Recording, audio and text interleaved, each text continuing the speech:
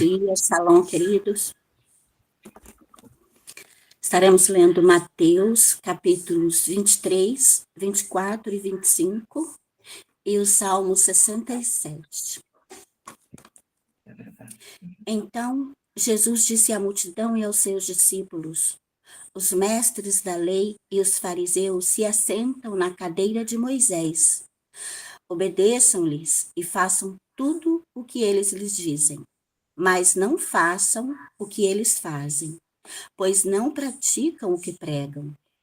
Eles atam fardos pesados e os colocam sobre os ombros dos homens, mas eles mesmos não estão dispostos a levantar um só dedo para movê-los.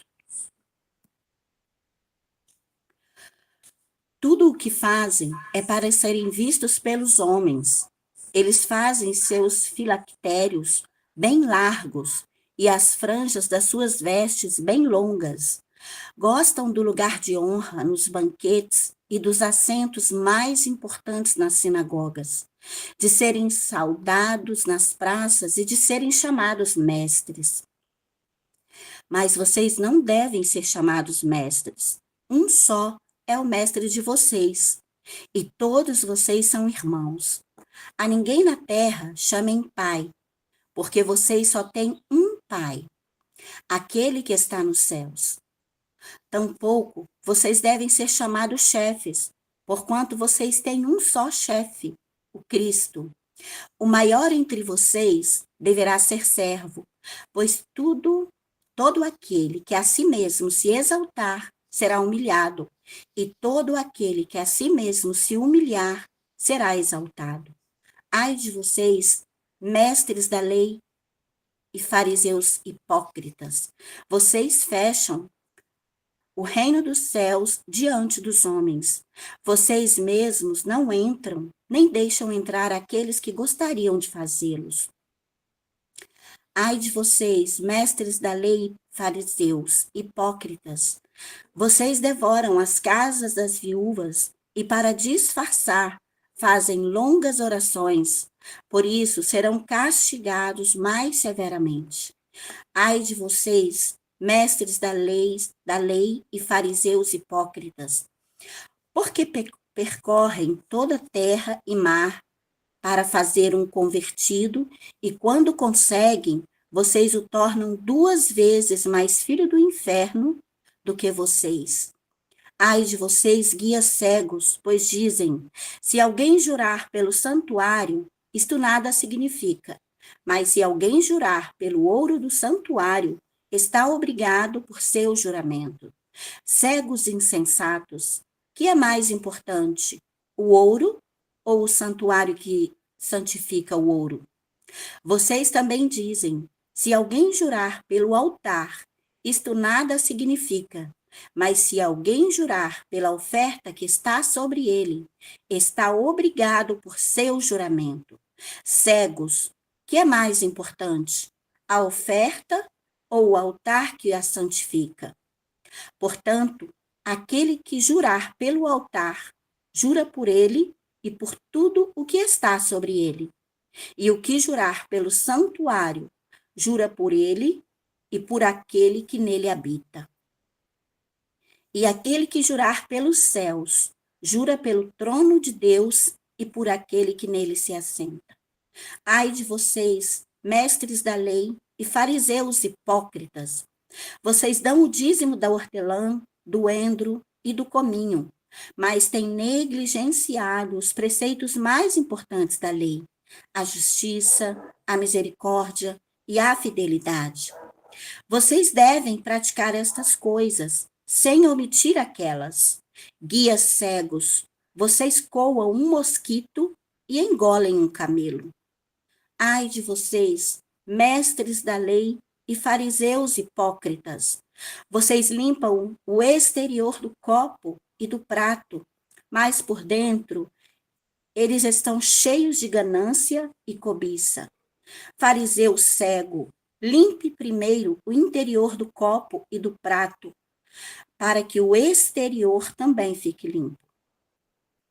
Ai de vocês, mestres da lei e fariseus hipócritas, vocês são como sepulcros caiados, bonitos por fora, mas por dentro estão cheios de ossos e de todo tipo de imundícia.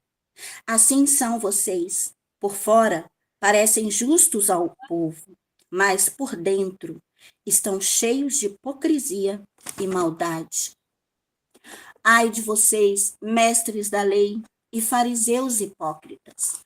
Vocês edificam os túmulos dos profetas e adornam os monumentos dos justos, e dizem: se tivéssemos vivido no tempo de nossos antepassados, não teríamos tomado parte com eles no derramamento do sangue dos profetas.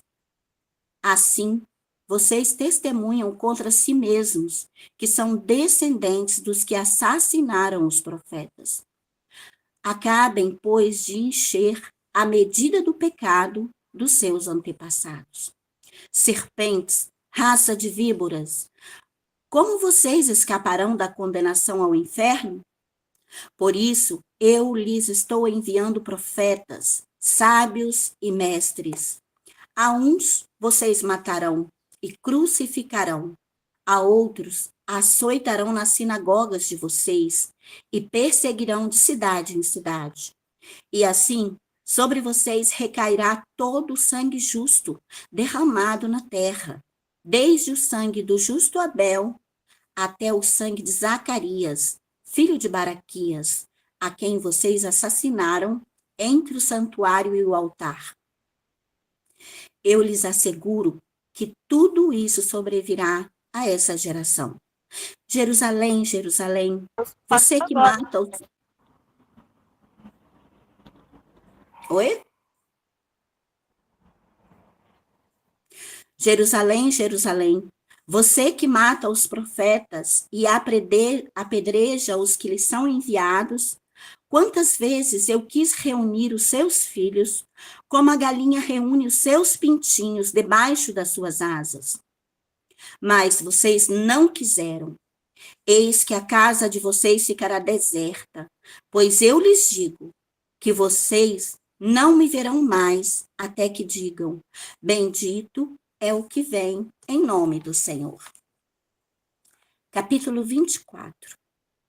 Jesus saiu do templo e, enquanto caminhava, seus discípulos aproximaram-se dele para lhes mostrar as construções do templo.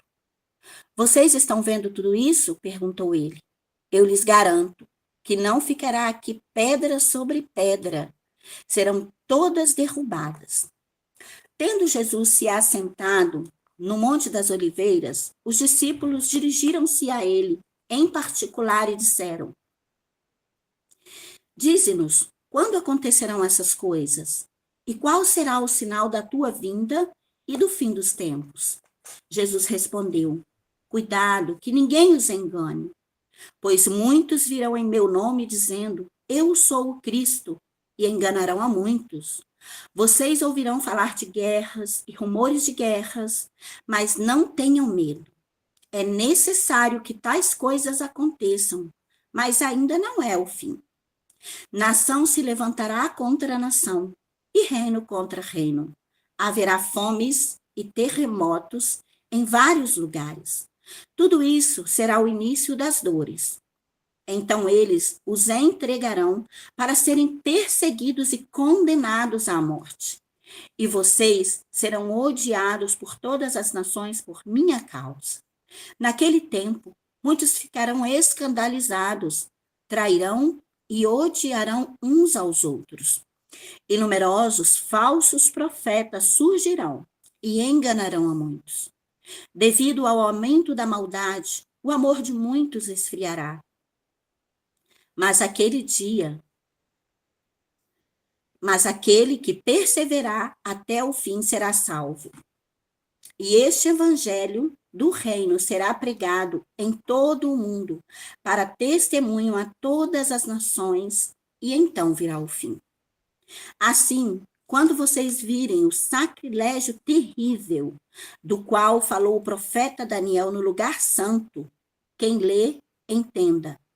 Então, os que estiverem na Judéia, fujam para os montes, Quem estiver no telhado de sua casa, não desça para tirar dela coisa alguma. Quem estiver no campo, não volte para pegar seu manto. Como serão terríveis aqueles dias para as grávidas e para as que estiverem amamentando. Orem para que a fuga de vocês não aconteça no inverno, nem no sábado, porque haverá então grande tribulação, como nunca houve desde o princípio do mundo até agora, nem jamais haverá. Se aqueles dias não fossem abreviados, ninguém sobreviveria. Mas, por causa dos eleitos, aqueles dias serão abreviados. Se então alguém lhes disser: vejam, aqui está o Cristo, ali está ele, não acreditem, pois aparecerão falsos cristos e falsos profetas, que realizarão grandes sinais e maravilhas, para que, se possível, enganar até os eleitos. Vejam que eu os avisei antecipadamente. Assim, se alguém lhes disser: ele está lá no deserto, não saiam. Ou, ali está ele, dentro da casa. Não acreditem, porque assim como o relâmpago sai do Oriente e se mostra no Ocidente, assim será a vinda do Filho do Homem. Onde houver um cadáver, aí se ajuntarão os abutres. Imediatamente após a tribulação daqueles dias, o sol escurecerá, a lua não dará a luz, as estrelas cairão do céu e os poderes celestes serão abalados. Então aparecerá no céu o sinal do Filho do Homem, e todas as nações da terra se lamentarão, e verão o Filho do Homem vindo nas nuvens do céu, com poder e grande glória. E ele enviará os seus anjos com grande som de trombeta, e estes reunirão os seus eleitos dos quatro ventos, de uma à outra extremidade dos céus. Aprendam a lição da figueira. Quando seus ramos se renovam e suas folhas começam a brotar, vocês sabem que o verão está próximo. Assim também, quando virem todas estas coisas, saibam que ele está próximo às portas. Eu lhes asseguro que não passará esta geração até que todas essas coisas aconteçam. Os céus e a terra passarão, mas as minhas palavras jamais passarão. Quanto ao dia e à hora, ninguém sabe, nem os anjos dos céus, nem o Filho, senão somente o Pai. Como foi nos dias de Noé, assim também será a vinda do Filho do Homem. Pois nos dias anteriores ao dilúvio, o povo vivia comendo e bebendo, casando-se e dando-se em casamento, até o dia em que Noé entrou na arca, e eles nada perceberam. Até que veio o dilúvio e os levou a todos. Assim acontecerá na vinda do Filho do Homem. 2 homens estarão no campo, um será levado e o outro deixado. 2 mulheres estarão trabalhando no moinho, uma será levada e a outra deixada. Portanto, vigiem, porque vocês não sabem em que dia virá o seu Senhor. Mas entendam isto: se o dono da casa soubesse a que hora da noite o ladrão viria, ele ficaria de guarda e não deixaria que a sua casa fosse arrombada. Assim, vocês também precisam estar preparados, porque o Filho do Homem virá numa hora em que vocês menos esperam. Quem é, pois, o servo fiel e sensato, a quem seu senhor encarrega da sua casa para lhes dar alimento no tempo devido? Feliz o servo que seu senhor encontrar fazendo assim quando voltar. Garanto-lhes que ele o encarregará de todos os seus bens. Mas suponham que esse servo seja mau e diga a si mesmo: meu senhor está demorando. E então comece a bater em seus conservos e a comer e a beber com os beberrões. O senhor daquele servo virá num dia em que ele não o espera e numa hora que não sabe, e o punirá severamente, e lhe dará lugar com os hipócritas, onde haverá choro e ranger de dentes. Capítulo 25. O reino do céu será, pois, semelhante a 10 virgens que pegaram suas candeias e saíram para encontrar-se com o noivo. 5 delas eram insensatas e 5 eram prudentes. As insensatas pegaram suas candeias, mas não levaram óleo. As prudentes, porém, levaram óleo em vasilhas, junto com suas candeias. O noivo demorou a chegar, e todas ficaram com sono e adormeceram. À meia-noite, ouviu-se um grito: o noivo se aproxima, saiam para encontrá-lo. Então, todas as virgens acordaram e prepararam suas candeias. As insensatas disseram às prudentes: dê-nos um pouco do seu óleo, pois as nossas candeias estão se apagando. Elas responderam: não, pois pode ser que não haja o suficiente para nós e para vocês. Vão comprar óleo para vocês. E saindo elas para comprar o óleo, chegou o noivo. As virgens que estavam preparadas entraram com ele para o banquete nupcial, e a porta foi fechada. Mais tarde, vieram também as outras e disseram: Senhor, Senhor, abra-nos a porta. Mas ele respondeu: a verdade é que não as conheço. Portanto, vigiem, porque vocês não sabem o dia e nem a hora. E também será como um homem que, ao sair de viagem, chamou seus servos e confiou-lhes os seus bens. A um deu 5 talentos, a outro 2 e a outro 1. A cada um de acordo com a sua capacidade. Em seguida, partiu de viagem. O que havia recebido 5 talentos saiu imediatamente, aplicou-os e ganhou mais 5. Também o que tinha 2 talentos ganhou mais 2. Mas o que tinha recebido 1 talento saiu, cavou um buraco no chão e escondeu o dinheiro do seu senhor. Depois de muito tempo, o senhor daqueles servos voltou e acertou contas com eles. O que tinha recebido 5 talentos trouxe os 5 e disse: Senhor, o Senhor me confiou 5 talentos. Veja, eu ganhei mais 5. O Senhor respondeu: muito bem, servo bom e fiel. Você foi fiel no pouco, eu o porei sobre o muito. Venha e participe da alegria do seu Senhor. Veio, pois, o que tinha recebido 2 talentos e disse: o Senhor me confiou 2 talentos. Veja, eu ganhei mais 2. O Senhor respondeu: muito bem, servo bom e fiel.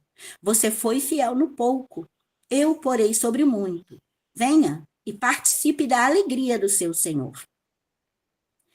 Por fim, veio o que tinha recebido 1 talento e disse: eu sabia que o Senhor é um homem severo, que colhe onde não plantou e junta onde não semeou. Por isso tive medo, saí e escondi o seu talento no chão. Veja, aqui está o que lhe pertence. O Senhor respondeu: servo mau e negligente, você sabia que eu colho onde não plantei e junto onde não semeei? Então você devia ter confiado o meu dinheiro aos banqueiros, para que quando eu voltasse, o recebesse de volta com juros. Tirem o talento dele e entreguem-no ao que tem 10, pois a quem tem, mais será dado, e terá em grande quantidade. Mas quem não tem, até o que tem lhe será tirado. E lancem fora o servo inútil, nas trevas, onde haverá choro e ranger de dentes. Quando o Filho do Homem vier em sua glória, com todos os anjos, assentar-se-á em seu trono na glória celestial. Todas as nações serão reunidas diante dele, e ele separará umas das outras, como o pastor separa as ovelhas dos bodes, e colocará as ovelhas à sua direita e os bodes à sua esquerda. Então o rei dirá aos que estiverem à sua direita: Venham, benditos de meu Pai, recebam como herança o reino que lhes foi preparado desde a criação do mundo. Pois eu tive fome e vocês me deram de comer. Tive sede e vocês me deram de beber. Fui estrangeiro e vocês me acolheram. Necessitei roupas e vocês me vestiram. Estive enfermo e vocês cuidaram de mim. Estive preso e vocês me visitaram. Então os justos lhes responderão: Senhor, quando te vimos com fome e te demos de comer, e com sede e te demos de beber? Quando te vimos como estrangeiro e te acolhemos, ou necessitado de roupas e te vestimos? Quando te vimos enfermo ou preso e fomos te visitar? O rei responderá: Digo-lhes a verdade. O que vocês fizeram a algum dos meus menores irmãos, a mim o fizeram. Então ele dirá aos que estiverem à sua esquerda: Malditos, apartem-se de mim para o fogo eterno, preparado para o diabo e os seus anjos. Pois eu tive fome e vocês não me deram de comer. Tive sede e nada me deram para beber. Fui estrangeiro e vocês não me acolheram. Necessitei de roupas e vocês não me vestiram. Estive enfermo e preso e vocês não me visitaram.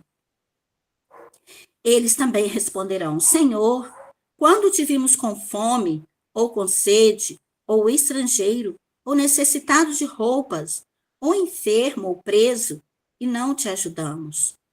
Ele responderá: Digo-lhes a verdade. O que vocês deixaram de fazer a alguns destes mais pequeninos, também a mim deixaram de fazê-lo. E estes irão para o castigo eterno, mas os justos para a vida eterna. Agora vamos ler Salmos 67.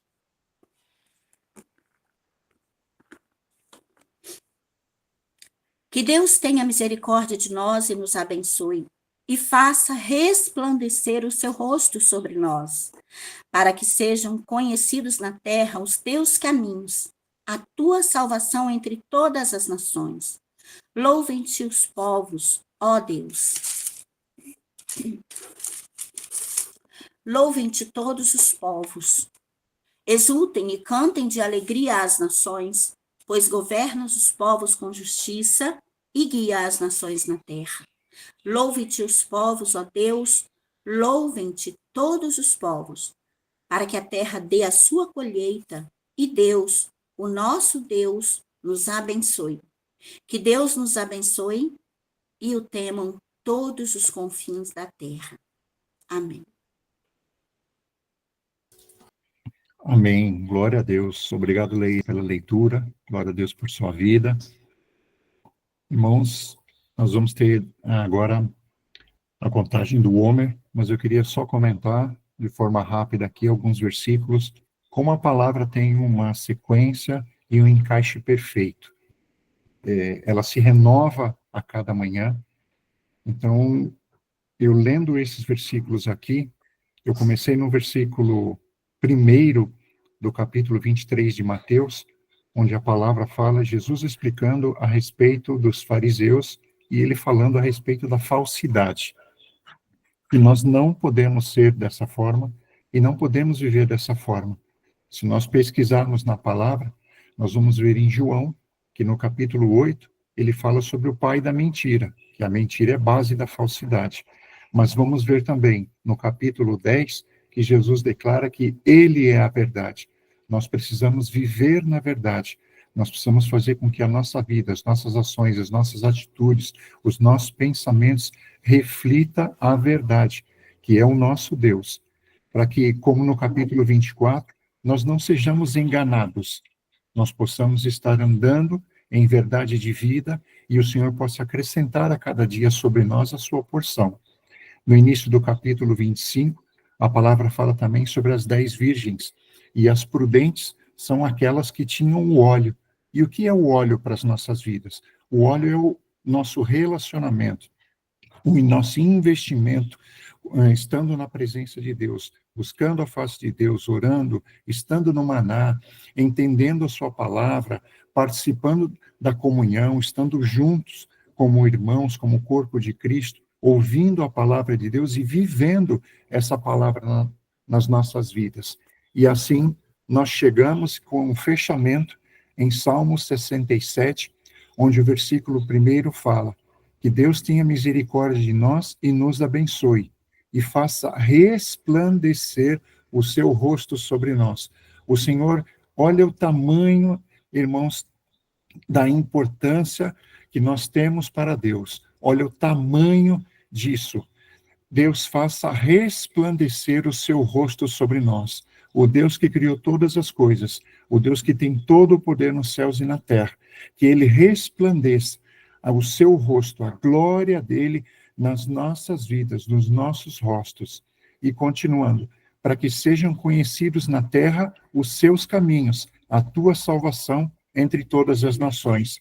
Porque Deus comissionou a cada um de nós aqui, todos os seus filhos e filhas, não apenas para nós vivermos uma vida em paz, a paz abundante que ele trouxe, não apenas para nós vivermos a sua verdade, não apenas para nós vivermos em harmonia com Deus, com as suas ordenanças, cumprindo os seus princípios, mas que as nossas vidas reflitam a Deus, que as pessoas enxerguem Deus nas nossas vidas, e a salvação dele e os caminhos dele sejam conhecidos através da vida, do testemunho de cada um de nós.